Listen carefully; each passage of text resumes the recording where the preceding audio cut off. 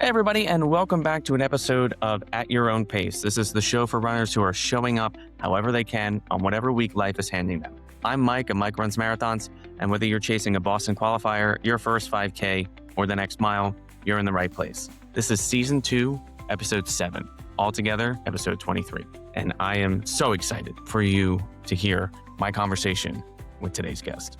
Every Wednesday, we open with a little real talk from my week on the run, and then we sit down with someone whose story is going to leave you a little bit more fired up than when you press play. So lace up, settle in, and let's run this one together. Fun fact though, I recorded all of this 2 days ago for my intro and my outro of this podcast episode. Went to go edit it after it took 2 hours to upload to my computer because, as you can see behind me, if you are watching the video version of this podcast, I am in a hotel room again for work. So I have to edit everything on this hotel Wi-Fi. And if you've used hotel Wi-Fi, you know how bad it is. So I had to wait 2 hours for that information to upload. And in the meantime, while that was happening, I fell asleep because I was too tired.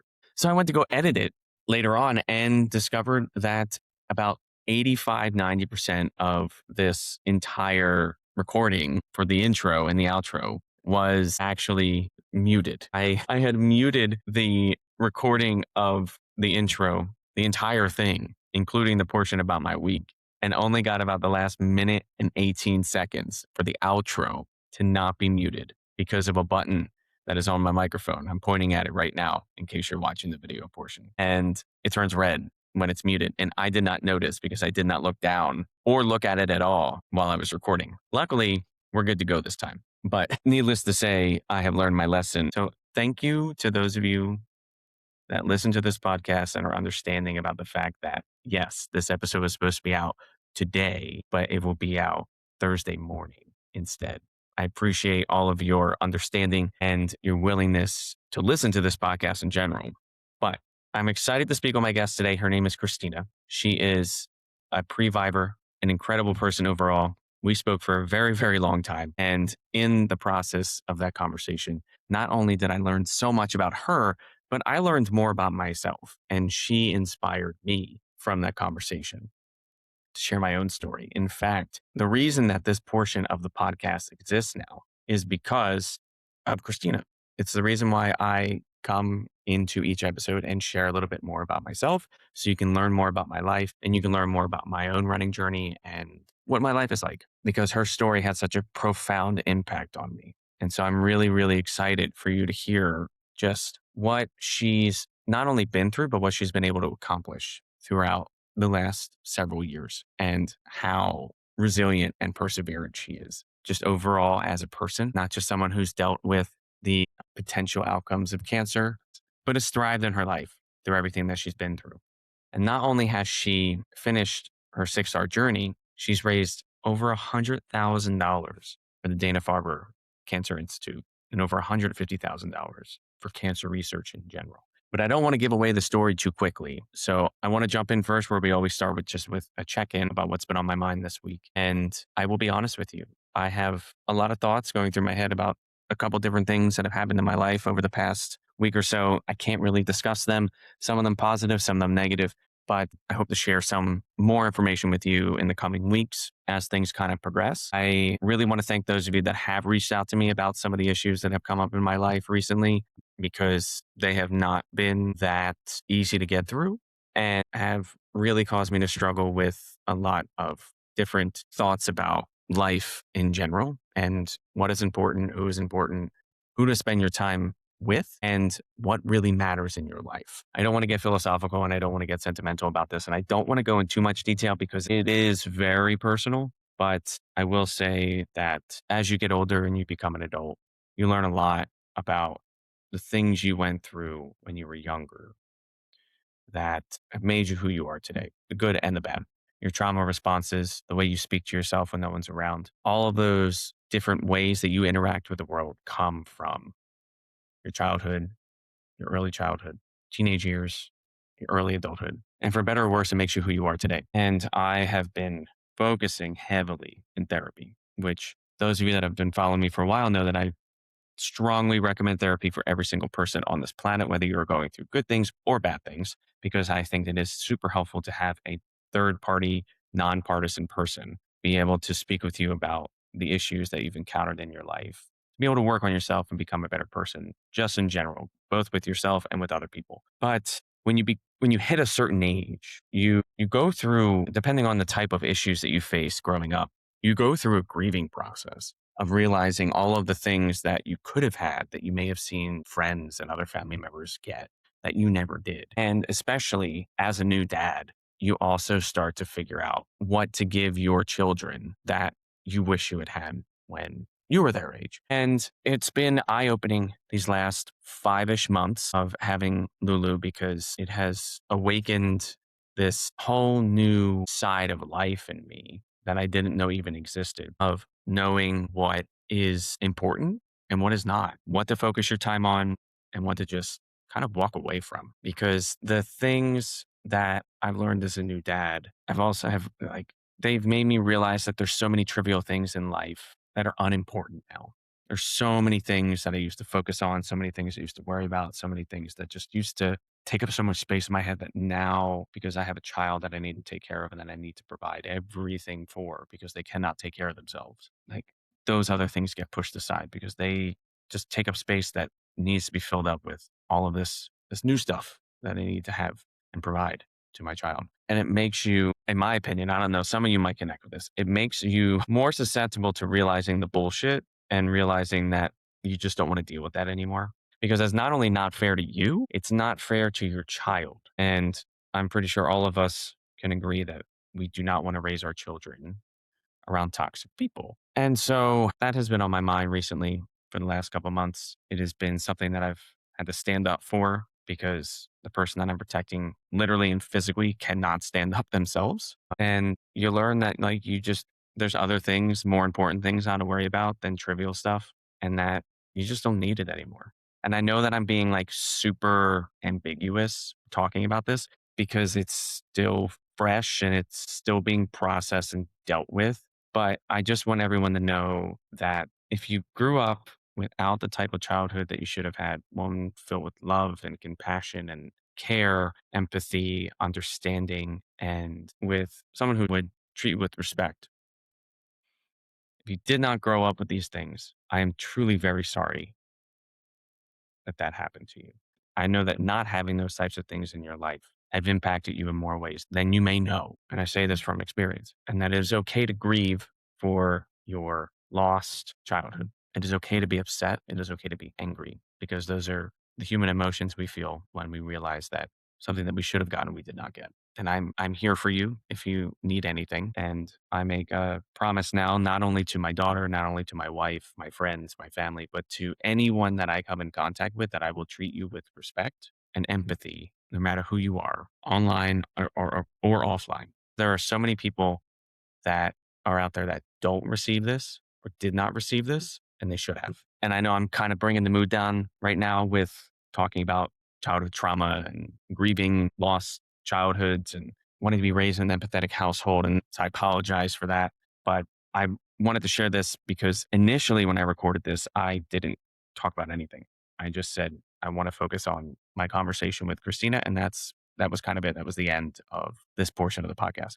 But I wanted to share this with everyone now because I've had a little bit more time to process it and think about it, especially after doing a few more interviews for this podcast that have really opened my eyes to just life in general. And that's a beautiful thing about At Your Own Pace. I love talking to people because it helps me not only learn more about their stories and their running journeys, but helps me connect with people and see ways in which we identify ourselves with them, and then have that conversation about it. And it's eye opening to hear your story told by someone else with a few details changed, because that identification is what makes us human and is what makes us feel not alone. And that, I think, actually is probably the most important thing that this interview today with my guest is all about. But that's what's been on my mind for the week. And so I just really want to thank you for listening to my potential ramblings about this. I apologize if it was a little bit of a letdown or if it brought down the mood at all. It was not my intention. The good thing, though, is that coming up is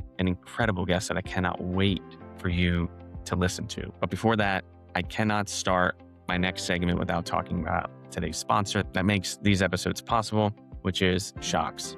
If you are a fan of Shocks, you may have noticed that they just released their brand new version of their Open Dots headphones, the Open Dots 2 and the Open Dots Air. I am a huge fan of the Open Dots 1. I've used them for a number of my marathons. In fact, I have a pair right here. If you're watching the video portion of the podcast, right here, I have two pairs, two different colors, and I love them to pieces. They fit perfectly, clipped into my ears. They have great sound quality. The battery life is incredible, and durability is wonderful.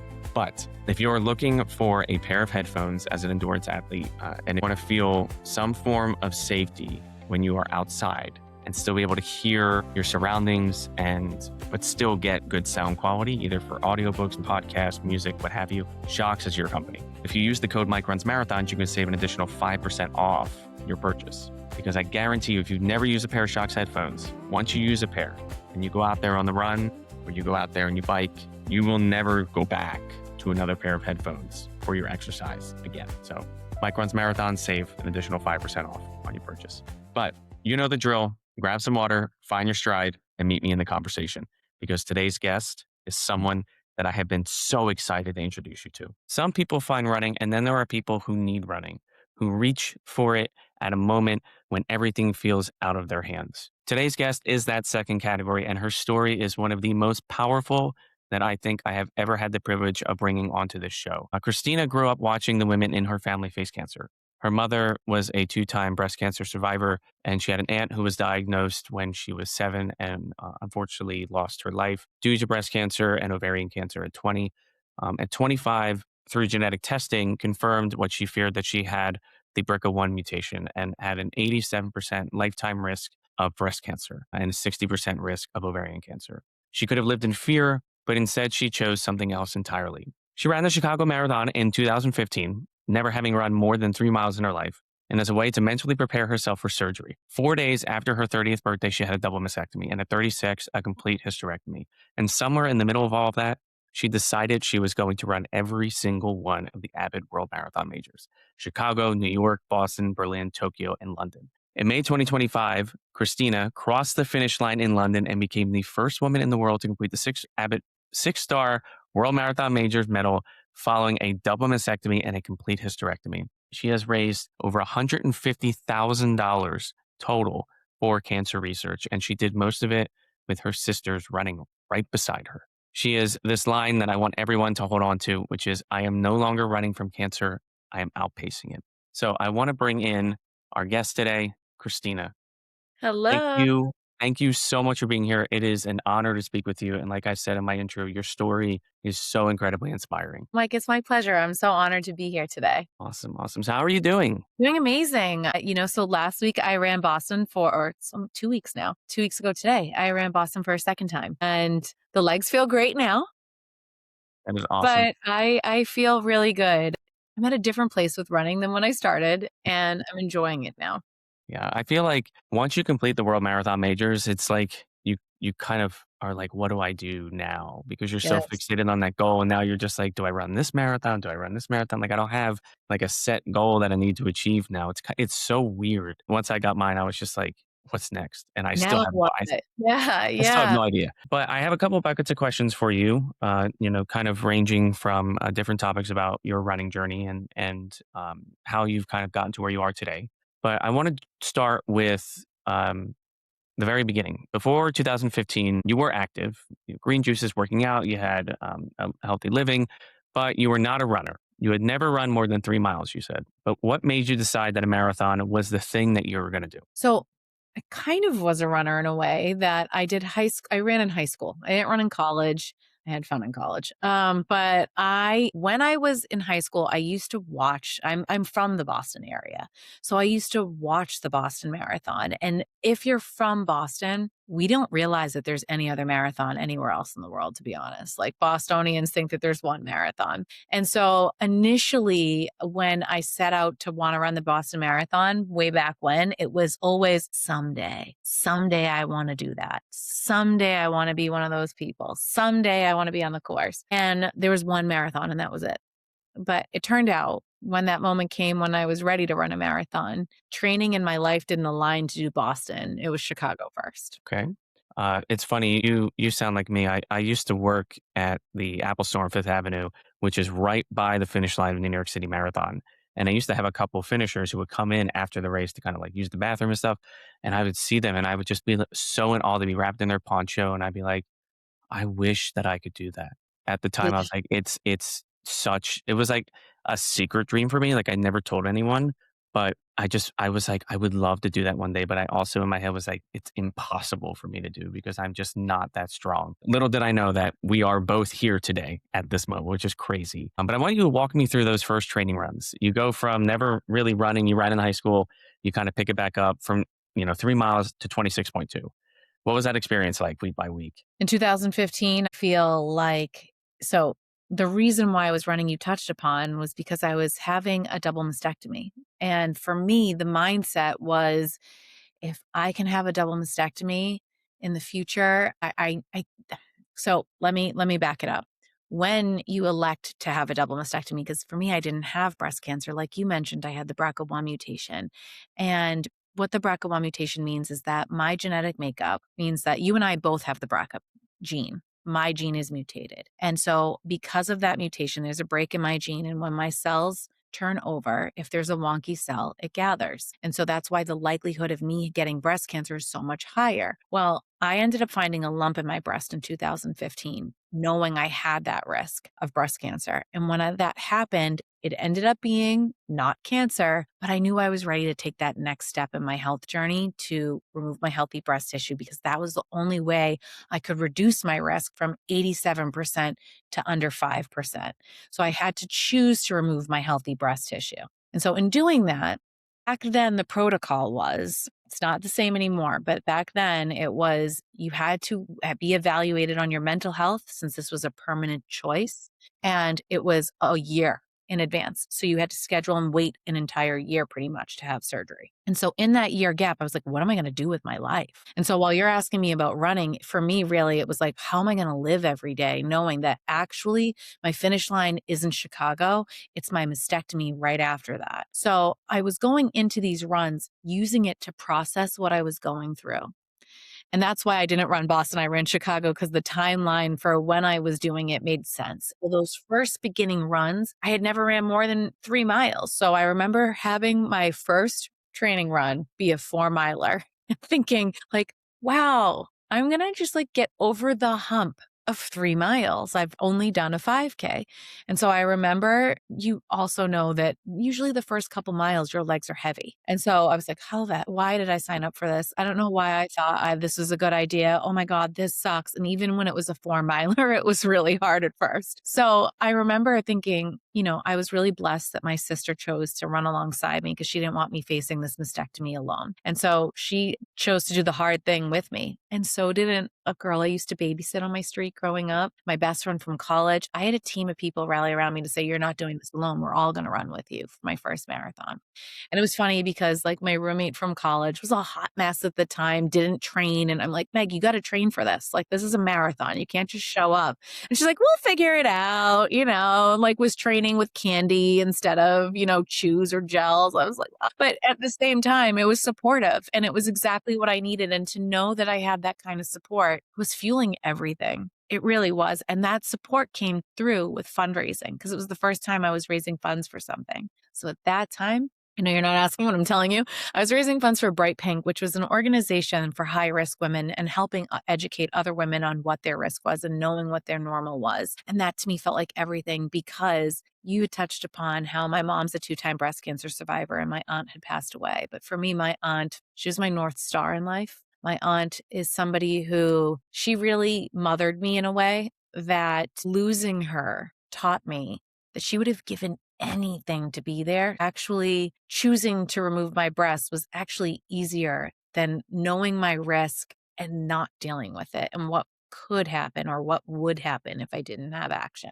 So I had a lot of things fueling me behind the scenes. And when I was telling my story to people for the very first time, I was really afraid of what people would think of my life. I was really afraid that people would not understand what it meant to have a mastectomy because a mastectomy oftentimes can result in reconstruction with implants. And when I was making this choice, you touched upon the fact that it was 4 days after my 30th birthday was the surgery. So the year leading up to it, I was 29. When you're 29, telling all of your friends that you're choosing to have a mastectomy, everyone would be like, oh, what size are your implants going to be? I was like, oh, no, it's actually not like that. No, I'm not rebuilding to have a reconstructed body that is going to look like I got a boob job. It's anything but a boob job. So I was always having to explain. And then I realized it was much easier to just tell my story, to tell my story of the daughter of a 2-time breast cancer survivor, the niece of a woman who died, and the first person in my family to outpace cancer.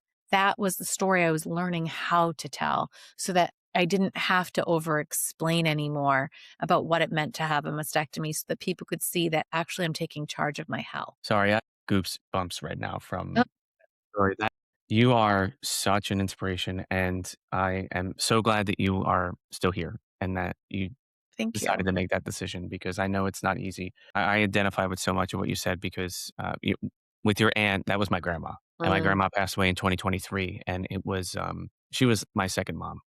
At her funeral, I said I felt like sometimes she loved me more than my own mother. And when I lost her, I felt like our family kind of fell apart, which really hurt. But she was my biggest running supporter. And my wife actually made a poster for me of a bunch of comments that my grandma would leave for me on Facebook and things like that, just celebrating what I had done. And I run with her mass card now with every race. And so hearing that, I can identify and connect with you on that feeling because it's really hard when you lose someone like that. And I don't really talk about this either unless I'm asked about it or if I talk about my own story. But I also kind of preemptively did something to not get cancer in 2018, which is a whole story in itself.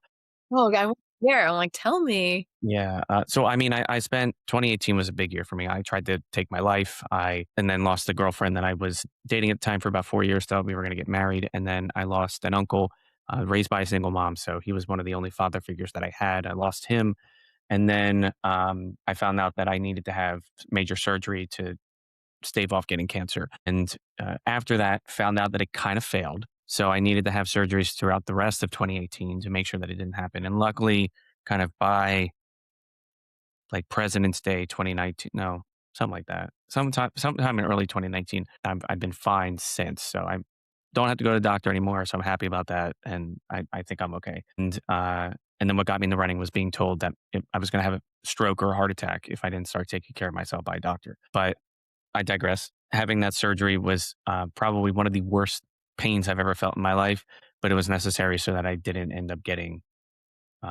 cancer down the line because I'd spoken to a doctor who said that he did the same surgery on another guy the same day. And when they tested what they took out of him, it was cancerous. With me, it wasn't. So I got really lucky. But I'm just picturing you having this group of people following you on the Chicago Marathon, just kind of, do you have a Peloton by chance? I do not. Okay. So there's an instructor named Christine, and her whole thing is hands on your back. Mm. And so if you need support from anybody that's in the class or anybody, if you're riding from home, you just say, we've all got our hands on your back. And that's all I can picture with your sister and your friends and your old babysitter and things like that, because that is so, so, so powerful. And crossing the line of the Chicago Marathon, it's probably hard to describe, but what did that feel like when you crossed Oh, that finish line?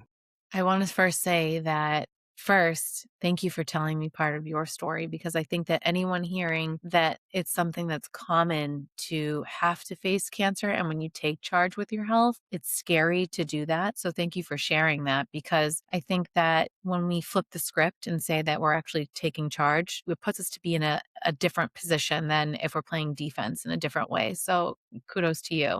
I want to say to you too that for me, Chicago, it was at the start line. That was very interesting.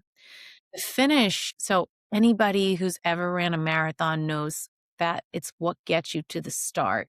That's sometimes the hardest piece of walking to get there. We always think about the finish first. We always assume that the finish line is like the victorious piece. For me, it was at the start, I got really overwhelmed with fear. Tears. I'm not a big crier, actually. I'm somebody who like would pride herself on the fact that I had a double mastectomy and never cried. I was never crying. I never ever cried. And then I saw myself at the beginning of the Chicago Marathon and just weeping. And my sister is younger than me, and she knows that I'm not a big crier. And she's like, "Are you okay?" And I was just like, "The finish line isn't here today." And I said, "My real finish line's waiting for me still." And I had that big realization that even when I crossed the finish line, that I'm still feeling like I'm running from something and it's still going to be waiting for me today. And that feeling was haunting me while I was running. But knowing that I had people who were giving me donations, funding the run,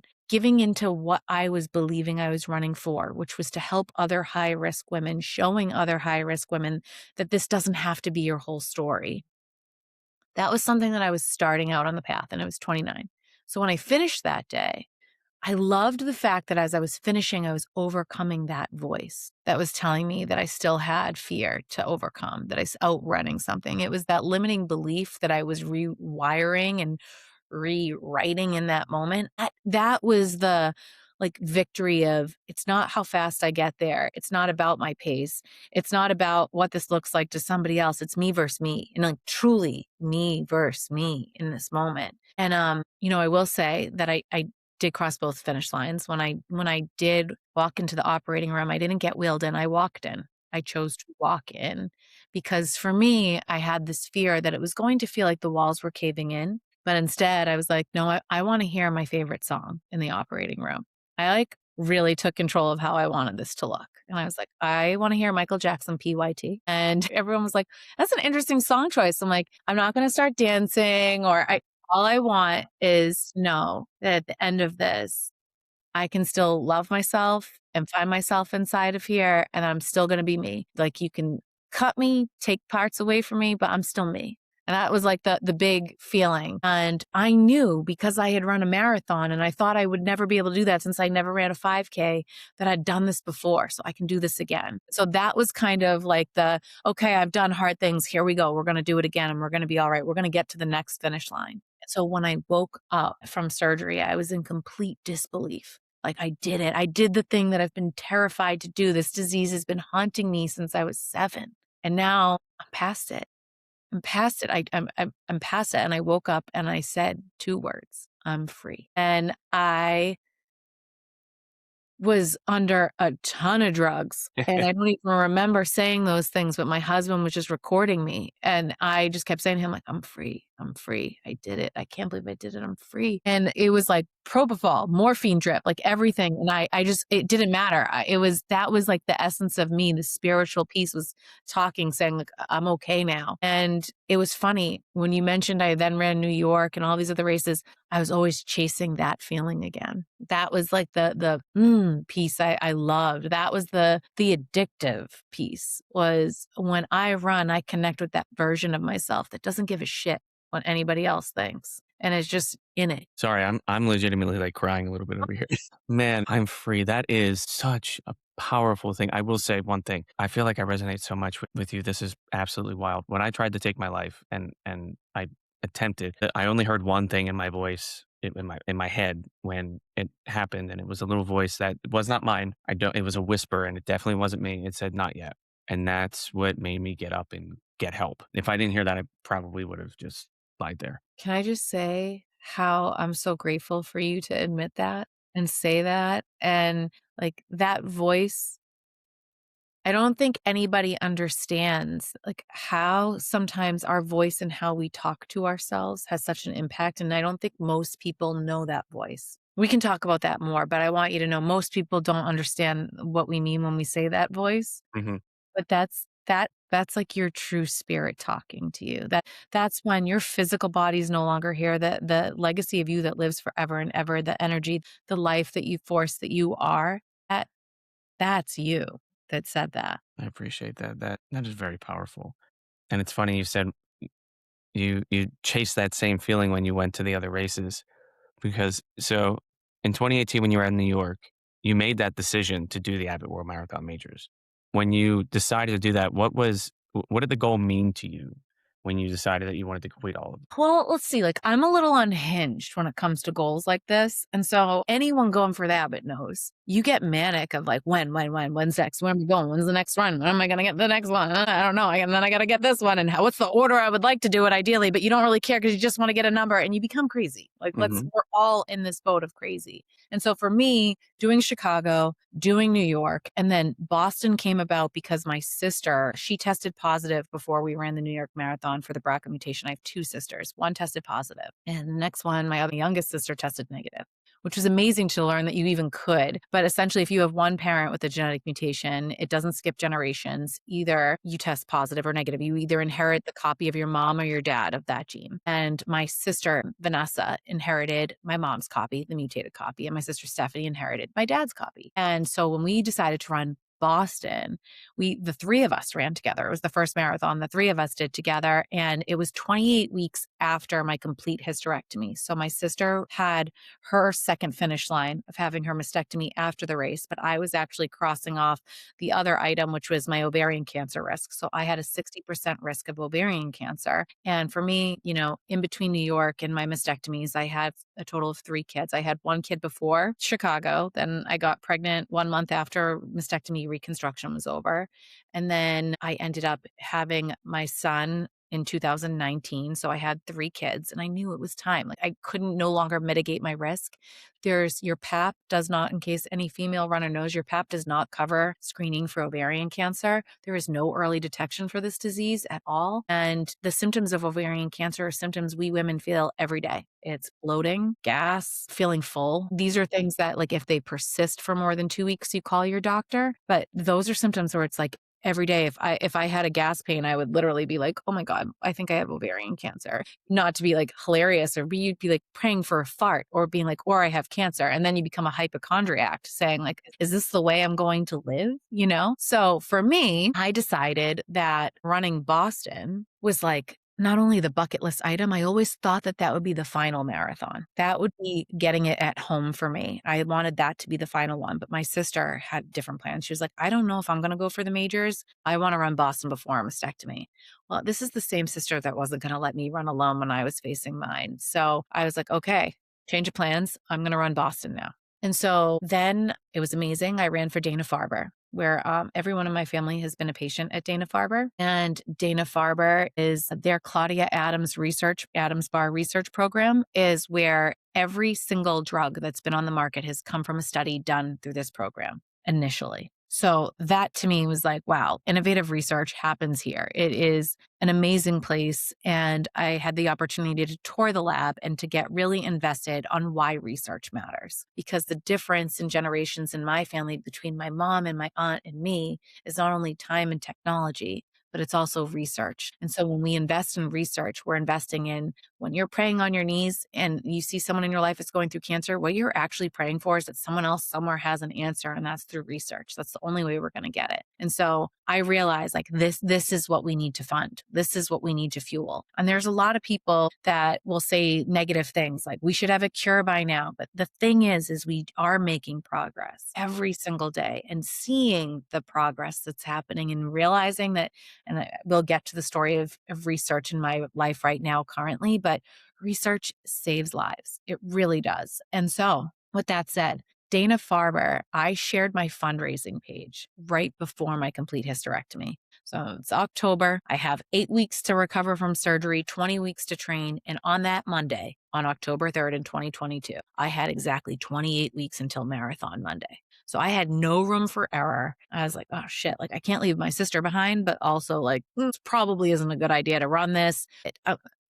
We're going all in. We're going all in. We're going to run this race. And I shared my fundraising page from the operating room. Literally, it was just like, boop, we're going to just put this up there, let everybody know why this matters. But also I want people to know that my children also that are here, they each have their own 50% risk of inheriting this mutation. They won't get tested until they're adults because there's no need to know until you can take action with it. Otherwise, it just creates anxiety. So when they're adults, they will have the opportunity to get tested. And I want so badly to know that the research that we're funding is going to give them better options than removing their body parts should they test positive.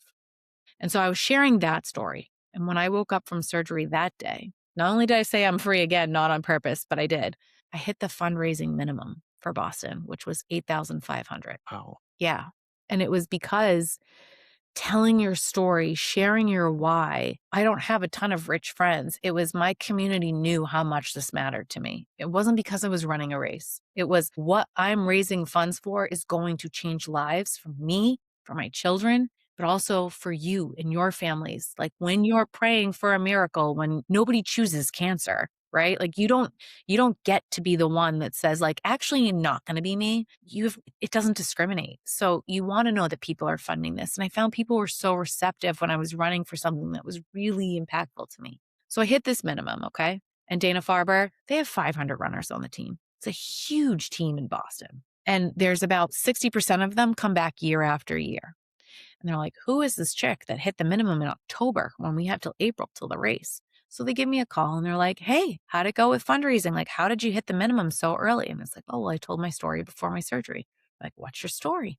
So I told them my story of having the BRCA1 mutation, being a Previvor, being the first person in my family to outpace cancer. I told them how I had melanoma at 20. We walked through the whole thing. And afterwards, they were like, would love for you to give fundraising tips on how you were able to do this on our fundraising call with the entire team. It's on Zoom. There'll be about 150 people on the call. Like, wow, I've never told my story on a Zoom before. But on the side, inside, this was a time period in my life. I want to share this with you that I was not inspirational, not positive, not this version of like happy and coming through her goals. I was pissed off that I had to go through this surgery again. I was angry. Nobody saw that. That was something I wore on the inside. It was something that nobody knew I was walking through these feelings until like right before I had surgery. I really had like a really big, big feeling day where I was pissed off that I had to have my breasts removed and my ovaries removed. I had to walk towards surgical menopause. It felt cruel. I felt like I was the victim in my story. Like life just kept happening to me. I don't have an easy right now. And I was feeling really sorry for myself. I never felt sorry for myself. This wasn't me, but all of a sudden I was like really down. Yeah. And so I saw my intuitive healer, psychic medium friend that I absolutely love. And she just set me on a path and she was like, Kristina, you just got to tell your story. Because I kept saying to her, I just don't know what my purpose is. I don't know what the purpose of all of this is. I mean, like, it just feels like inescapable. Like I'm going to end up dying from this disease. Like I'm not making a difference. I was really, really, really negative. And she was like, just tell your story. And I'm like, what does that mean? Like, what does that mean to tell my story?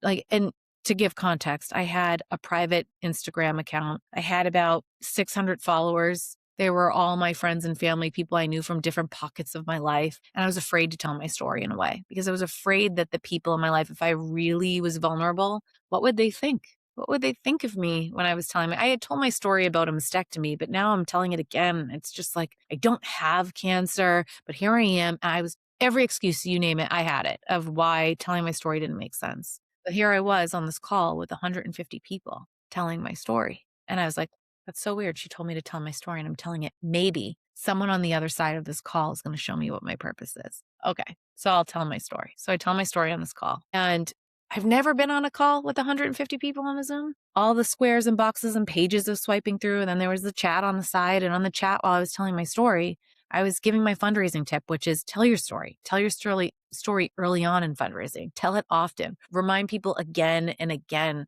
why this matters to you because people don't give to races. They give to you because they care about what you care about. So tell your story of why you care about what you're raising funds for. And then all of a sudden people were messaging me on the side being like, hey, I actually don't really have a really impactful story of why cancer matters to me. Like I had an uncle once who had cancer, but he's still alive. And I don't know. I just thought Dana-Farber was a really good spot to run. Like they gave me a bib. It was a good option for me to get. Like people were really honest. And I was like, okay, they're like, will you come speak at my fundraiser? Will you tell your story? And I was like, there it is again. Tell your story. Tell your story. So I spoke at a few different fundraisers. And then afterwards, Dana-Farber called me up and said like, hey, we heard your fundraising. Speaking went amazing. We actually have an opportunity for you to speak. It's the 10-year anniversary of the Boston Marathon bombing. Would love for you. We're doing inspirational stories of why runners are running. We'd love for you to speak on this ABC special for us. And I was like, wow. They're like, we just want you to tell your story. So I was like, there it is again. Tell your story. Maybe whoever's watching that is going to show me what my purpose is. I'm going to tell my story on this. So The next day, the crews were at my house to film, and my sisters and I told our story on television. It was the first time I'd ever told my story on TV, and it was a super cool experience. And then immediately after that, Dana-Farber calls again, and they're like, "Hey, the night before the marathon, would love for you to be our keynote speaker. We have a pasta party. There's about 1,000 people in attendance and would love for you to tell your story." And I'm like, this is a lot of me, guys. Like, I'm new to the team. This is a lot of me telling my story. And they were like, no, but your story has a lot of hope and you tell it really well. Would love for you to tell your story. And so I had this job the night before the Boston Marathon to tell my story in a way that connected pediatric patients, their families, runners, their families, and doctors all under one roof. And inside, I was like, how do you talk to that has a child facing cancer and relate it to my story? Oh my God. And so what was really interesting was because I ran this Boston Marathon, which you know is hills and everything else, because I was running this race right after a complete hysterectomy, I got injured right away while I was running. I actually had to stop training on land. And after it was like December, which is not much time, after December, I stopped running on land altogether and I was in a pool. I did fluid running, which if you're ever injured, please check out fluid running. It's amazing. I was wearing a flotation device and water is 800 times denser than air. And I was running underwater. And that is really hard to do long runs in a pool, let me just say. The whole other level of mental toughness. So I had all this anxiety. Here I am speaking to 1,000 people telling my story for the first time on a stage. I had not trained on land. I had a pediatric patient partner who was facing cancer at that time and would be waiting for me at mile 25 to cheer me on. And she was the same age as one of my daughters. So I had all these emotions. It was so heavy. And inside, I knew like I was about to tell my story. And I actually talked about doing it scared, doing life scared, and how we are all the driver in our life, and how on the Boston Marathon course, there are no cars the next day, but we are the drivers. We are the driver of our health, driver of a better future without cancer. We are defying odds together, and that there were always going to be in your life, there will always be a detour, a roadblock, a setback, but it is your choice to continue to be the driver. And it's your job to stop telling yourself someday and realize that someday is today. And when I told that story of my story and intertwined that in my keynote, everyone in the room got up on their feet and gave me a standing ovation. And I felt my soul like leave my body. And it was another moment where I cried again because I understood what she meant when she said, tell your story. I found my purpose. I realized that when you tell your story, it's not because mine's so spectacular. I didn't know how to tell it. It's because you have something inside of you too. And your story, your gifts are in there. Your story is either going to propel you forward or be the voice in your head that's holding you back. And when you tell the things that you're afraid to talk about, because for me, I was really scared to tell my story. What will they think? I didn't have chemo. I'm in a room full of people who've actually had it harder than me, and I'm telling my story. Actually, I don't think my story is that hard compared to having a child who is facing death. So who am I to stand up here and talk? Like I had all of the reasons up here not to tell my story, not to do it. And that whatever I'm going to say is probably going to suck to have these people listen to. But in the end, that wasn't the case. It was rewriting, meeting myself to say, actually, you need to be the version of you that's at mile 20 that's pushing through, saying to yourself, like, you can and you will. It's just one more step. And so that we can do hard things mentality, that push-pull that all runners feel, you have to have that translate to you and your story and realize that if you're listening to my story and you're disqualifying yourself and being like, but she's got a story, you do too. You just have to tell it. You just can't hold back the things that you want to say. Some people are going to get uncomfortable when you talk. The people in your life who know that version of your story aren't going to be pleased at first, but you're not telling it for them. You're telling it for you. You're telling it for that soul piece of you that needs to keep going, that needs to see you can be free when you tell your story. So everyone has a story. I firmly believe that. It's whether or not you're wired to say, I actually deserve to be heard. I am worthy of telling my story. Absolutely. This might be the best podcast episode that I've ever recorded. Oh, Your story is like indescribable. And I cannot imagine, just sharing your story and then it just kind of evolving and expanding and becoming what it is now. It's really funny because I've been on a couple of podcasts myself, and every time that I'm asked to share my story and I do, people are very shocked. And I tell it very well because I've had to live with it for a long time. And it's actually when I was in Boston, there was a microphone Abbott had out, and they were like, "Can you share how something about how running or fitness has helped your why it's important, why health is important to you?" I've always wanted to find that mic at every We were marathon. walking to the finish line on Friday from behind it, and I just saw the microphone. I went up to him, I said, "Can I talk into that?" And I told my story, and the woman who was recording it, she said, "Can I give you a hug after I finished?" And I was like, "Sure, why not?" But and yet everyone's story is so powerful. But I mean, that is incredible speaking in front of all those people sharing your story. And the story that you shared with them about the roadblocks and everything is so powerful because after 2018, it took me months of therapy to really kind of learn to like myself because and the way I did it was I said, well, I'm stuck with this person for the rest of my life. I might as well think that they're kind of decent. And that was also the moment where I realized that someday is either now or there won't be a someday. It'll be gone. You'll keep saying someday until there's no somedays left. And that's actually what got me to start There running. you go. Someday is a word for both of us. I Yeah. love that. That's what got me to start running races. My first race was a charity race too, and it was for a mental health organization in New York. And I qualified for the New York City Marathon doing their 9+1 program by finally realizing, well, actually, it was a friend. I said to him, I think I'm going to try to do this program. He said, you don't have enough time. And I said, watch me. I love that. And that was also me saying, well, it's either now or never. Like I either do it now or it's never going to happen. And I'm just going to keep telling myself, well, I'll do it next year or next year. And I still think that now, in everything in my life, whether it's my job, whether it's my family, whether it's my friends or just my personal life, just in general, like there is no someday because I could go to sleep tonight and die. I could walk outside tomorrow on my street and get hit by a car.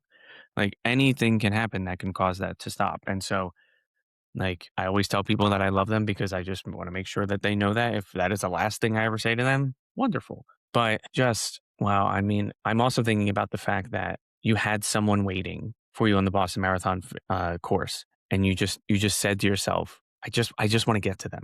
Like I owe it to them to get to them. So I need to be strong for them because that's so powerful. I almost ran for Boston Children's Hospital in 2024. I have a really, really, really, really rare vascular anomaly that like only like 8 families in the world have. And Boston Children's Hospital is like the only hospital that specializes in it.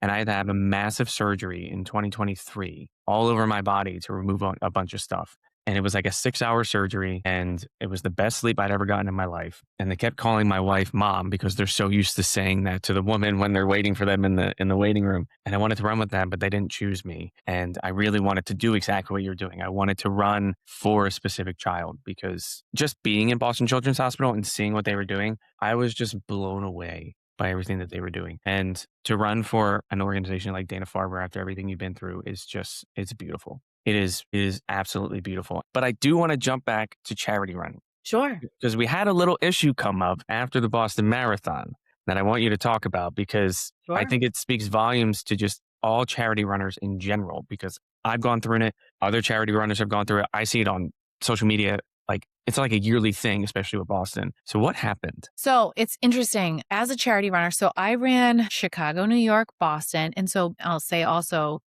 I ran Berlin for Dana-Farber as well, and what was really cool is I got to choose where my research funds went, which was amazing. Cool. I was on the first international team with Dana-Farber too, and then I ran Tokyo not for a charity. God, this is actually a side note, hilarious story. I was getting Botox, and my injector was like, "When are you done running? Because you're metabolizing it way too fast." And I was like, "Oh, well, I have to run Tokyo. I want to get that out of the way. And then London. And I don't know." And he's like, "Well, when are you running Tokyo?" I'm like, "Do you know how hard it is to get a number in Tokyo? I have no idea." And he's like, "Why didn't you say something? My best friend works for the Japanese consulate." And in there, I got a number for the Tokyo Marathon. I'm What? not you while I'm getting Botox. I will not share who I got Botox from. Damn it. Me keeping that. But yes, so he ended up, well, actually, he was like, "I love your story. Of course, I want to help you." And immediately contacted his friend and got me a bib. And then I chose, because I didn't run for charity. then. It wasn't the same for me. I had always been doing it and feeling like when I crossed the finish line, I like did it for my people, ran for a cause. Like I felt my aunt with me always, but inside I didn't have like, I kind of finished and it was the fifth star, of being like, I finished and said the words that came out of my life was like on to London. And I'm like, oh no, I can't believe I'm that person that's saying that and not enjoying the moment. And I had London 7 weeks later. But the point is, then I chose for London. I also did not have to fundraise for London. And I made it a conscious effort to fundraise because I was like, when I cross that finish line, I need it to be for something. So I raised funds with my sister ran with me and we raised funds since we had both faced mastectomies. We wanted to raise funds to give women post-mastectomy care packages for free so that they could have a bra and all the things that they would need after surgery. And so we chose to sponsor 100 women to receive a free kit after they had surgery. So it was like the choice to be a charity runner. So inside, I want to say before we talk about the charity running things, like I am a charity runner to my core. I don't even know sometimes if I even like running, like I do to some degree. I have a love-hate relationship with running. Some days it's like absolutely there for my mental health and I want to do it and I'm addicted to it. And then there are others where I'm like, why the hell am I doing this? Mm-hmm. And I'll be honest with you, I'm not somebody who's fast. I'm a slow as fuck runner. And like, I'm a 5-hour marathon runner, and I'm proud to say that I work my ass off to be. And my first marathon, I ran like in 4.5 hours and I never got to beat that time. But at the same time, I look back like that was a 29-year-old. Now, when I crossed and I got my 6th star, I was 39. And so as a 39-year-old with 3 kids and had all these surgeries, I also wasn't putting in the level of work to get better because my life couldn't afford it. But I knew that when I run to connect back to myself and I'm choosing myself when I run because there's a million opportunities for me to choose my kids, my spouse, my work, the things. I could choose everything that I want to choose. But when I run, I'm choosing me. So I need to say that before I talk about what happened, because when somebody attacks that, they're attacking my life. They're attacking me and they're attacking people like me. And if you're going to come for me, you better be prepared. That's where we're going to start. There was a comment initially made that charity runners don't work hard. I beg to fucking differ. And I'm going to leave it just like that, that I'm not taking your spot away from you. Those spots are organized by the organization that runs the race allocates their bibs on their own and they are not going to qualifiers, period. That is their choice. And so if those bibs are there for charity runners and I am going to work really hard because I'm raising funds, I'm not just raising the minimum, I'm raising often quadruple the minimum. So it shows you that that's where my intention is. If you're going to come for me and comment saying that I'm not working hard, that I'm slow and I don't belong there, you're going to get really uncomfortable because I'm not going anywhere. And I'm not going to allow you to talk like that because sit with me, walk in my shoes. You won't talk about qualifying anymore. It's not about qualifying. Exactly. Like it doesn't become, it's can you choose you when everything gets taken from you? Can you show up for yourself still when you're walking in my shoes? And I'd like to say, and I'm not saying that as this bad bitch energy, but you better be able to do what I do, talk the way I talk, walk through. Because I've had people say, why don't you just raise funds for your charity then? I do outside of running, but this is for me and that. I get to do both. And you don't get to say what I can and can't do. Just like I'm not sitting there being like, hey, it looks like you're actually not that good if you're running faster, right? You don't see the back of the pack doing that to qualifiers, being like, hey, it looks like you're not elite yet. That's just the running community should be aiming to be more exclusive to allow more people to run so that more people get better. You start somewhere. And there's this argument about the elites. So then there's this argument about the majors, how you should run. They shouldn't be charity running shouldn't be a part of the majors or it's a money pit or whatever it is. At the end of the day, you ran London. When you run London and you see how many charities are in London and how amazing the crowd is, the crowd is there. The people that are buying in, the business behind it, charity running is such a huge piece of that. But also, you should want more people who care deeply for so many reasons to be showing up and fueling the sport. And if you're too self-involved to realize that there are people behind you, imagine caring about the people behind you that much to not want them there. Why does that bother you? We're behind you. And so I've been called all sorts of things. Like my real, which is how you found me. Like I was called a titless bitch. I was called, but no, but it was funny to me. Like I look at that, like I don't get hurt by that. It's like, yes, I elected that. Mhm. Like honestly, and I say that with love. Like, yes, you are correct. I am a titless and I will be a big bitch about this because it's something for me that like if you're going to bring disrespect to me, you're going to get the version of me that's going to let you know you don't get to. You don't get to come on my page and speak negatively about the people who I know are solid human beings. Because I also want to say that I run every week with the Dana-Farber team. And if you saw what I saw, you would be amazed at what these people are running through. You're going to tell me that the guy in the chemo chair on Friday that comes to long runs on Saturday doesn't belong there? The guy that sits there saying, I have 2 years to live at most, but I'm going to run funds for research and run marathons. Get real. Like, you don't get to tell me that those people don't get to run because you're trying to get a better time. No way. Those people are running for a whole other reason and they deserve to be on that course. And if you were to ever join a Dana-Farber run, you would know why. These people are next level incredible. The women that I run with, the men that I run with, they're running. I run with one gentleman who lost his son years ago at 3.5. His son was 3.5 and died from brain cancer. And every single year, he comes out and runs and raises funds. And this year he ended up, I think he qualified, but we were so, and he's still, as a qualifier, still choosing to be a charity runner because that's what matters to him. So this is the point. Like you just see that you don't, just because someone's a charity runner, you don't get to box them in and be like, they're slow, they don't belong, they're not working hard. But at the same time, like if you follow me and dig through, you'll see that like, yeah, I stop and have Gatorade in a martini glass on my runs and have fun with my friends and like have people in inflatable suits that come and cheer us on and we stop and we chat. Like I don't take myself that seriously. I enjoy what I'm doing now. Absolutely. Whew, there's so many things I want to say about this. I mean, this year, last year actually, I did Berlin with a charity. That was something I'd always wanted to do, but I was able to get in last second. This year is the last World Marathon Major besides Sydney, because I haven't done it yet, that I am actually working with the charity for. And I already qualified for New York. So I joined them after I had already qualified. So I didn't even have to apply. They were just like, come join our team. But that means that I've done every single World Marathon Major with the charity at some point. And when I got my 6-star medal, I had done 4 out of 6 with a charity: London, Tokyo, Chicago, and Boston. And I love raising money for charities when I run. Yes, it's very stressful because it's a lot of money. Like you said, I love crossing that finish line and being like, I raise money for vets. I raise money for, you know, women that and people that have gone through traumatic injuries. And, I've raised funds for inclusivity within the sports community. Like it's wonderful to know that because it just, it has an extra, I don't Meaning. know. Yeah, I was going to say oomph behind it, but Yeah, there's meaning an meaning. such a better word. And I like that you said that you like don't take, I don't want to say don't take the race too seriously, but you have fun with it because there's so many people, and I'm kind of one of these people sometimes, where they're so focused on the race and on the run that I don't think they enjoy it. I think they just do it to get the time that they want. And that's kind of it. And they don't take in the surroundings and they don't take in just like how much this day matters.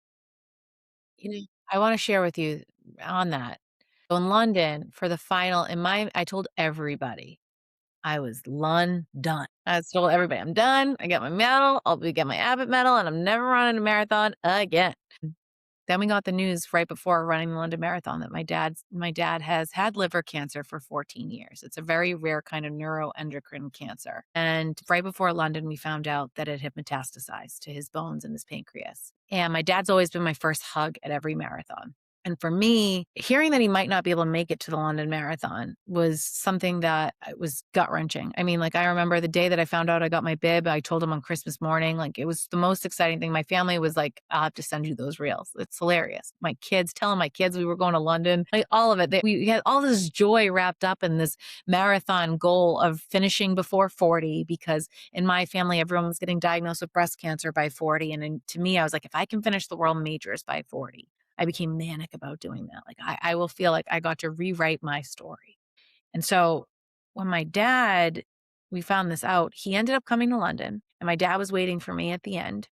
And this feeling when I saw like all my kids, my husband, my cousins, my brother-in-law, my sister, like everybody came to London. They're all waiting and they get to see you for like 10 seconds. And I was like, this is the whole point. Imagine if you miss this, like, cause you're just like too busy to get the better time. Like I get to hug my people. They're here. They flew across the pond to watch me run. Like this is the whole point. We get to share this, that like we get to do hard things and they get to see me do it and we're doing it together. And I hope, my son last year was 5 when he saw me do it. And my daughter was 8 and my other daughter was 11. And I kept thinking, God forbid they test positive, that they can remember these moments, that like my mom showed me the way, that we could do hard shit as a family and that you're never alone when you do it and your family will show up. And I wanted them to like feel that core memory of the crowd and all of that and what I was feeling. And I felt that. And when I got to see my dad at the end, I had this feeling of like how important it was for me to high five and hug him. And he started treatment immediately after. He had nuclear chemo treatment. And this nuclear chemo treatment was no joke. This was, you are quarantining because you're radioactive. Your clothes have to go in a specific bag before they get washed. They have to go in that bag for 72 days. Like it was intense. And after all of that, we found out treatment failed. So in November, this past November, I told you I was London, and I had a huge fuck cancer party at my house for my dad. And we were surrounding him for his birthday with a ton of love. And actually, I started planning the party before we knew whether or not treatment was working. We were going to have scans and find out. And it was like, well, if it works, we're going to have an amazing bash. And if it doesn't, we're just going to surround him with a lot of love. And so when we found out it didn't work, it was just this like, oh my God, now what? And so I asked everybody to lean into research. And I said that we would donate whatever we raised that night to a runner on the Dana-Farber team. And I knew because I had friends on the team that would be donating to them. 3 days after the fuck cancer bash, we got a call from Dana-Farber that my dad qualified to be the first person in the country on a clinical trial drug. God. Yeah. Mike, I want to let you know my dad's tumors are shrinking. And what was really cool about this was as soon as we got that call, I was like, I'm not done. There's not a fucking chance I'm done. I have to run. I'm going to run for Dana-Farber again. I'm going to run Boston. And it's kind of like a little, I always said Boston was my last one. And so by saying that, it was like, okay, let's go do this. Let's go get it at home. It's not the Abbott medal, but it's for my dad. And so, the charity comment that I received was that it was on a reel of me receiving my medal, and somebody commented that I'm a fucking joke for receiving a medal, that I don't belong and that I don't deserve the medal. But what was hilarious was when I crossed that finish line, I gave my medal to my dad. It's my dad's medal. It's the marathon I ran for him, and he's the one facing the real marathon. He's going to be on treatment for the rest of his life. And we are buying time with Dana-Farber because of research. And my dad is the living research for somebody else. So when you see all of that and you realize my why, and I saw like what was really funny too, the irony was that I did donate all of the funds from his fuck cancer bash to another runner. I'm like, damn it, that could have gone to my fundraising goal. But it was amazing. I knew it was all going to the same place because I had no business in running. I called Dana-Farber up saying like, hey, listen, is there any chance? Because most people, you sign up in October to run the Boston Marathon. You get your bib way back when. And it was December. And I was like, I need to run. I need to run for you. Is there any way I can get a bib? And someone had dropped out and they were like, yeah, you can. And they gave me my bib. I set a goal that was astronomical, something I had never done before. I said, I want to raise $40,000. I think that sounds insane. I've never raised more than 33, but I think I turned 40 this year. I knew I was rewriting my story. And then I knew that if I raised 36 in the back of my head, this is like a runner, we do mental math all day long. If I raise $36,000, I can say that I've raised $100,000 for cancer research in my lifetime. But 36 doesn't sound like a good number, so I'm just going to go with 40 because 40 feels really meaningful this year. And a week before the Boston Marathon, every week I was sharing my fundraising page, telling my story. A week before the Boston Marathon, this year, I was at $27,000. And I was like, oh, shit, like I am publicly failing. Like, it's kind of embarrassing. I've always been able to do more than this and I'm not here. And so I got online on Instagram, telling them my stories. And I was like, hey, listen, here's what's going on. Here's why this matters. And I'm going to lean on my community and get creative. If there's any way anyone wants to help me fundraise. And what was interesting was by telling my story, other people were inviting me into their community to come and tell my story and see if their community would support my mission. So it was telling my story The night before the Boston Marathon, I shared it to my Instagram today. I went on Instagram Live because the money was just trickling in, and I was watching it the day of, and I remember looking down at my phone every time I would get an email notification. I'm like, "Oh my god, I'm at $38,000. Like, I think I can raise 2 grand more. I think I can do it. I think I can do it. Oh my god, I'm at 38." And another notification would come, and I'm like, "Oh my god, someone I barely know just gave me $500 because they see how close I am to my goal." And then I'm sobbing, okay? And I post that, like, I am $800 away from my goal. And all of a sudden it was like somebody else is giving 100, somebody else is giving 100. And like people were inching me, inching me, inching me. My community was believing in me. And I'm like feeling this high of I'm being held and supported right now because I've been talking about how much this matters to me. Because the reality is the fundraising minimum was $12,500. I already hit that. I didn't need it to run. But inside, everybody knew that I really wanted to raise $40,000 because it meant something for my family.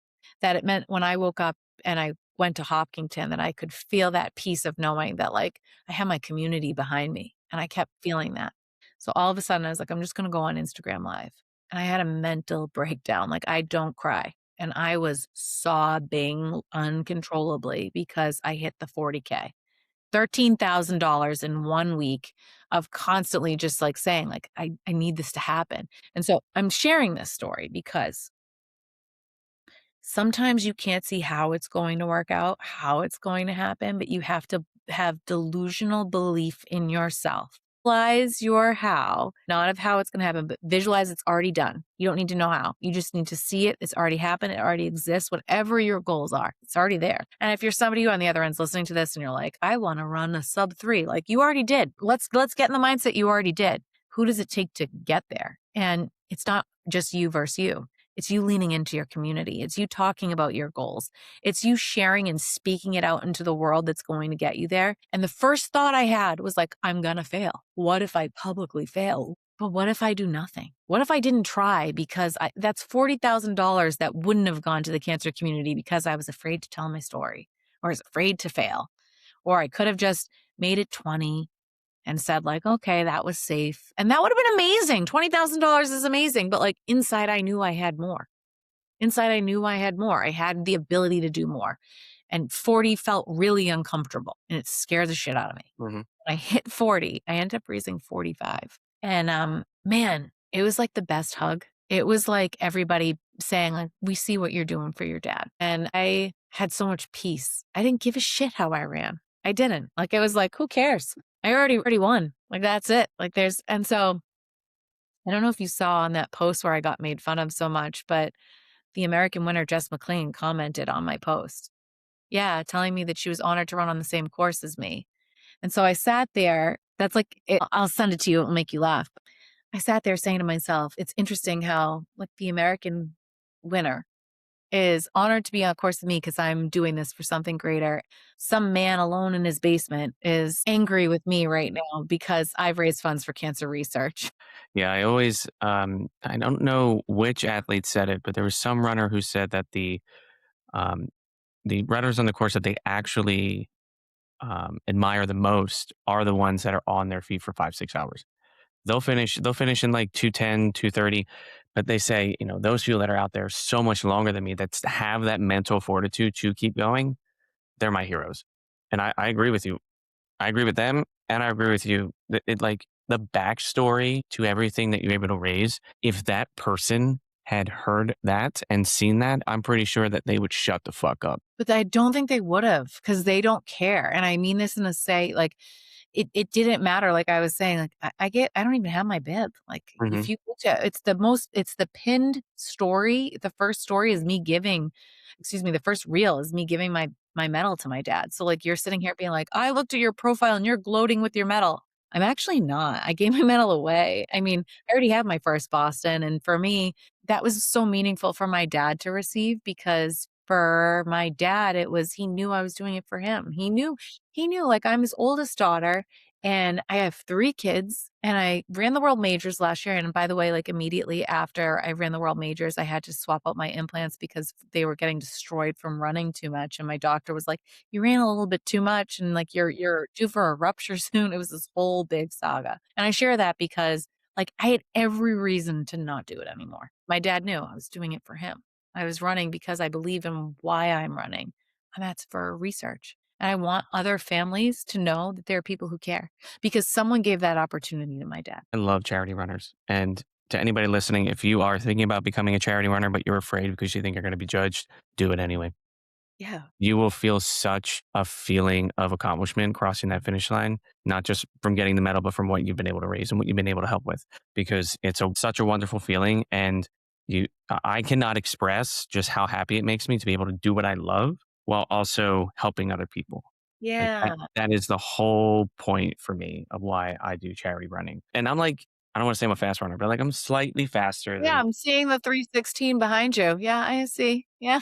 but I still love running and I still love raising money because it's just, I don't know. I feel like we have an obligation sometimes as people to help others who need it the most, especially in what's going on in the world today. It's just, it's so selfish. It's so full of just malice. And to be able to be the person who can be on the other side and show like, no, there's this other side of things, this other group that's really positive and really supportive and can, and wants to help people and like is empathetic. I think is really, really, really, really necessary today. Yeah. And everything that you have raised, oh my God, thank you. Like it is, for me, it feels inhumane because it's just so much more than I would ever expect myself to be able to raise.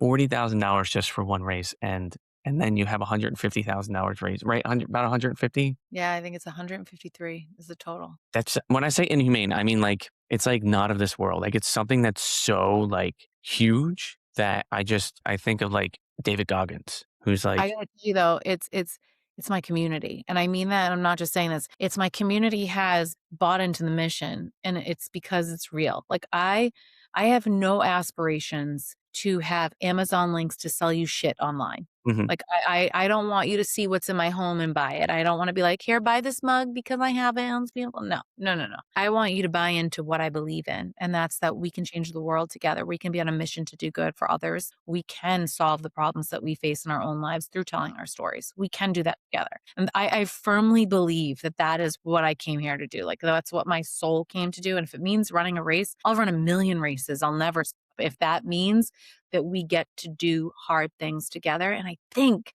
the thing that people are missing is like the intensity, like the $40,000 intensity wasn't ego of like, can I do this? Am I capable? It was literally like, this feels like otherworldly to me because it's not me giving that money out of my bank account. This is me having to step into another level of uncomfortability, say, hey, this matters to me so much. I need to lean on my network and have not only direct asks, but ask my friends who run businesses if they'd be willing to let me talk at their business to have the people in their community buy into my community. And can you believe in my mission with me? And that takes practice. So if you think about it, like Mike, that was 10 years of doing that. So it wasn't like it happened overnight. It wasn't something that I was like, this time I woke up and raised $40,000. It started out as 12,000. Then it went to 18,000. Then it was 31,000 for Boston. And then it was 33 for Berlin. And I felt like Berlin became so high because I was telling the story of how I was doing this for my children. My children need better options. And I was using my kids' networks too to say, like, I need this for my kids. Here's exactly what I'm funding. 100% of every dollar goes directly to this. This is how we change things. And oh, by the way, when we look at this research, here are the cancers that it helps all across the board for everybody. So when you get really specific to say, this is what this work is doing, this is why I'm passionate about it. And when you invest in labs that are high risk, high reward, because there's a business behind how money gets allocated in different research labs on certain drugs. I loved Dana-Farber because they were taking risk. They were taking risks in areas that other organizations weren't. And that was something to me, it was like, we're going to find change with AI, with everything that's going on right now when we invest in high risk research. Like that's it. Like you don't have to, because oftentimes in research, not to get sciencey on you, but we could be funding like our dollars can be going toward things where they only know the outcome's going to work. And that's why somebody invests in certain funds in order to give the money there because they know it's going to work and give a return for the drug company. But when you look at labs who are doing the work to say, it's okay if you fail because failure also leads to wins down the road. That was something that I was like, I want to run for that. I want to run while we're doing that. I want to have my community buy into that because that makes sense to me. That's how we're going to change the world. That's how we're going to defy cancer. You are absolutely 100% correct. And your story is really powerful because, from a running perspective now, because you are the first woman in the world to complete the 6-star World Marathon Majors after a double mastectomy and a complete hysterectomy. You raise all this money for charity. When that became real for you, when you got that medal, I know that you were going through the issues with your dad at the same time. So it was, really emotional with that. But when you got that medal after everything that you had been through, what did you feel? Elated to know that I could show others what's possible. 'Cause I didn't see that for myself. When I started in Chicago, I had no idea that that was coming. I didn't know that was a thing. I didn't know, but I realized that more and more women were leaning into the running community because they were overcoming trauma. More and more women were telling their stories, and the amount of women that reached out to me afterwards saying, like, "I'm following in your footsteps and I'm starting to run because I need to process this," or, "I've always wanted to do this. Thank you for showing me the way." Like, that was when things really shifted for me, and I also wanna say to you too, after the Boston Marathon, the company Fluid Running that had essentially sponsored me and put me in a pool to run in water to help me through my injuries. They saw the power in my story and they pitched it to the Today Show. So Today.com did an article on me and I didn't have a publicist. And here I was telling my story nationally and seeing my story have wings and help other women and have other women join my community because they were seeing what's possible gave me the opportunity when I was going for the Abbott after that to say, like, I'm so excited to the Today Show did a follow-up article after that, but I was so excited that they got to see the progression. They didn't get to see just the Abbott medal. They got to see it from Boston to Berlin, London, Tokyo. Like, they got to see all of that happen at once. They got to see buy in and be like, wow, she is who she says she is. She's not, this is the real deal of somebody who's really believing in why they run. And when you believe in why you're running, you don't give up. You don't stop. Exactly. I mean, when you find that why, it is everything because it becomes less of a I have to do this and more of a I want to do this, and you know exactly why you want to go out and run, whether it's for a race or whether it's for your mental health or whether it's for the physical aspect, things like that. It's incredible once you find that reason behind it, because it can change your life. And I'm so honored to speak with you and know that you have been able to share your story so much because it is such a powerful story and it is, I mean, life changing. I think if somebody was going through something that was similar to you or within the realm of cancer or something like that, it is I keep saying indescribable, but it's such a powerful story. And I'm so glad you've been able to share it with so many people. Now, there's a phrase that you use that really hit me. So you said you're no longer running from cancer, but you're outpacing it. Now, what do you want every single person listening to take from that statement? One point in time, I was the victim in my story, meaning at one point in time, I was really angry that I had an 87% risk of breast cancer and a 60% risk of ovarian cancer. And at 20, I survived melanoma. I felt like it was inescapable. When you see every woman in your family having it, I always felt like it was a part of my narrative. I felt like I was never going to be free from it. And maybe I never will be, but right now I am.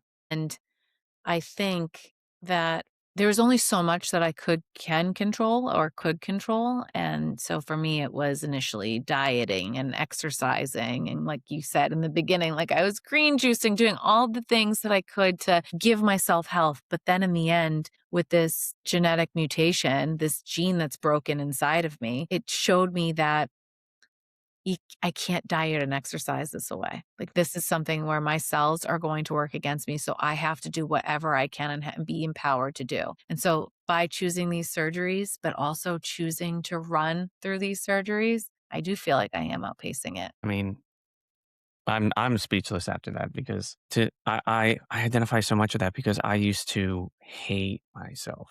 Hate myself. I was full of anger and just so much sadness towards, I mean, anger towards everybody else, but a lot of anger towards me. And when you spoke earlier about what's my purpose, I don't know what my purpose is. Um, in 2018, went to go see this therapist and I started talking with him. The first thing I said to him was, I know who I am and I hate it. I don't like who I am and I want to change it and I don't know what to do. After I attempted in 2018 a few months later, I just turned 30 and I never thought I would live to see 30. I thought I was either going to get cancer or I was going to take my life or something like that. And after I attempted, I think it was a couple months later, or maybe it was pretty recently after I said to him, I don't know who I am anymore. And I was scared because the way that I described when I turned 30 was that I had walked off a cliff and I didn't know what was down there. It was full of clouds because I didn't think I would be able to see that age. And when my therapist constantly brought that up with me of not knowing who I was anymore and kind of being reborn in a sense and being able to decide that I could be anything I wanted to be. And that's kind of how I picked myself back up. Took a while. It was not a pretty scene, but to be able to get to the point where I mean, I have depression that I'll have for the rest of my life. I know I will. Runs in my family with everyone. When you say you're outpacing cancer, I feel the same way about like my depression and things like that. I'm staying one foot in front of it or one step in front of it because of just what I've learned and who I've become today, and that you're stronger than you think you are. I have to tell you something because in your story right now, what you're saying about your story is something that I want to give you an invitation. And that's when you're telling yourself that this is in your family, it's not your story. It doesn't have to be forever. Like, as someone who is a cancer survivor and also had such a high risk, I felt like it was destined for me too. And so what I'm saying to you is even though it's not the same, it is, because when somebody tells you that the likelihood is really high, you live with that story in the back of your mind, like it's this predisposition that I have. But actually, it's an invitation for you to rewrite it. You're actually by running. So by doing what you're doing, staying one foot in front of the other, you could hear my story and hear me speak in the way I'm telling my story. You could hear me say that this is who I am. But what you're actually hearing me say is, yes, this is a part of me, but it's not all of me. And so I invite you to tell your story to yourself differently so that it's not necessarily, don't speak those words out loud that this is your family and that therefore it means it's you. And I hope you don't edit this out, because what I want, and I'm saying this to you, is because so many of us hear that something we come from is who we are. But actually, it's not. You have the power. If you grew up in an environment that you didn't like, if you were raised in a way that you didn't like, whatever it is, you have the power. Only you have the power to rewrite your story, even if you don't like your current circumstances. Because I couldn't change mine. Like, let's think about it. It's my DNA. I cannot rewrite that. That is there. It is just gonna, and there, I could tell you about all of the other cancers that I'm susceptible to. It's not. I'm outpacing it. And it becomes how you speak it out is what you attract and how you show up. And I want you to think of my dad. Think of the miracle my dad got of that new life and new opportunity. And I swear it's because we're speaking it out into, like, you could hear 14 years ago, he got diagnosed with liver cancer and he's still here. And you can also hear like the miracles are still coming. And it's because how we speak matters. How we talk to ourselves matters. How we talk about ourselves, to ourselves, in our own heads, out to somebody else. I did the same thing as you. Okay. I want you to just start hearing the way that you're talking to yourself and how, when you're talking and rewriting your own story, just catch it now as you say it. Just catch it as you're saying it. Like, maybe it's not that you have depression. Maybe it's, I'm outpacing my depression. Just use it, say it. But when you identify as it, you're staying in it, it's keeping it with you. But when you have it right back here a little bit further, you can start to distance yourself from it and think the visual of, like, I am overcoming. I'm going to say that to myself from now on. I like that. And I do feel like I am outpacing it, which is a good thing because You're here. when that happens, when it's not outpacing me, it's not a pretty sight. But oh my God, this has been an incredible episode. Your story and inspiration is so wonderful. And I just can't thank you enough for everything that you've done for Thank you. raising money for cancer research and just being an inspiration to so many other people. But I do want to jump to my next section, which is what I call the hot seat. And Okay. I'm ready. these are a set of questions that I ask everybody. These are just top of mind. Don't really think too hard about them. Questions, yes or no kind of things, to kind of just understand more about who you are as a runner. So we'll start with trail or road. This should be easy for me, but I'm gonna go with road, even though I feel like I'm supposed to say trail, but road. But I always feel like I'm gonna roll my ankle on the trails, so I'm gonna go with road. God, I roll my ankle all the time on the trail. It's awful. My wife broke her ankle when we were out on a trail run once, and it was her first trail run, and she was like, "I'm never doing that again." So we're done with trail running. I think it's road for me, even though I also don't want yeah. Okay, sorry. What's your favorite running shoe brand right now? ASIC. Same. Are you an early alarm runner or a late night runner? I used to be a late night runner. I'm a night owl as a human being. Now I feel like I have to run in the morning, so I've been more of a morning, but in preference, I'd actually prefer to be a mid-morning runner, like a 9 a.m.er rather than a 5 a.m.er. But It's still a morning runner. yeah, On your long runs, do you prefer them to be solo or with others? with others. And what is your favorite post marathon meal? I usually struggle to eat post-marathon for a little bit. Most people are like, I'm starving and I'm hungry, but also like can't function to eat. If does that make sense to you? I feel that all the time. So like this year after Boston, I like want a burger, Hmm. but I'm capable of like slurping up chicken soup. That's about it. Do you know what I mean? Like I Yeah. can't actually eat and like I have eyes as big as like, oh yeah, I want this, this, this, this, and this. But no, I don't know. This year it was chicken soup. That sounds so pathetic. But yeah, No. it was chicken soup after the marathon. And usually my go-to after a long run is I love a chicken Caesar wrap. Okay. That's nice. Yeah, I used to get really terrible stomach pain during my marathons. Usually starts around like mile 18. Is because I used to not eat before my marathons because I was afraid that I would Mm. shit myself. Yeah, everybody's afraid of that. And now we've kind of found out what I need to do. And since like 2023, after Philly, when I did that, I was totally fine. I've been fine since, knock on wood. So, but before that, we would go out to eat afterwards, and I would try to eat and not be able to eat. We would waste money, go to a fancy place, and then just I would be sick the whole time, and it was awful. But now, luckily, I can go out to eat and not really feel super sick, which is great. That's good. Now, in your easy runs, do you prefer music, podcast, or silence? It depends on my mood, to be honest. I would say that I prefer silence on race day. Like, I don't run with any music on race day because I like to take in the crowd, so it's not really silent, but I don't like to listen to music while I'm running a marathon. On my easy runs, sometimes it's a podcast because it actually keeps me in the zone of being easy. I tend to run according to my music when I listen to music. So if it's a song that jacks me up, I go faster and I'm no longer running easy. So that's why like a podcast would be like the thing to actually keep me in the zone of easy. Okay. And then, what's one piece of running gear that you can't live without, and you can't say your shoes? Okay. So as a mastectomy girly, I have to say a really good sports bra. Okay.